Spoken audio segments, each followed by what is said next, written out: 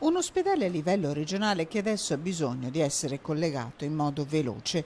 Solo una settimana fa è stato il presidente del Veneto Luca Zaia, alla presenza di numerosi sindaci del territorio, a inaugurare il bunker di radioterapia dello IOV a Schiavonia, dotato di apparecchiature tra le più moderne in Italia e in Europa. Adesso serve mettere mano alla viabilità, come spiega Francesco Lunghi, sindaco di Monselice. Se voi andate a vedere fuori del bunker, la ferrovia passa a 50 metri e io ho già parlato con la ferrovia, con i dirigenti della ferrovia della linea di Bologna e mi hanno detto che è possibile fare la fermata della ferrovia proprio a 50 metri.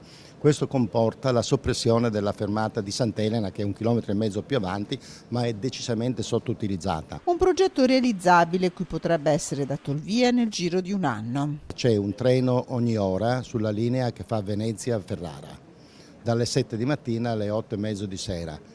Significa fare Padova ospedale in 20 minuti, Monselice ospedale in 3 minuti, Rovigo ospedale in 14 minuti.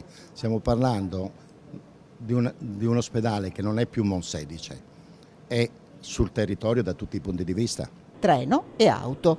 Tutto il territorio attende infatti il completamento della strada regionale 10 in vista dell'apertura del secondo casello sulla A13 a Monselice. La statale regionale 10 che finisce a Carcere è un'assurdità, perché questo territorio ha necessità della SR10 almeno in questa prima fase fino a collegare la 13, cioè l'attuale autostrada, con la Valdastico.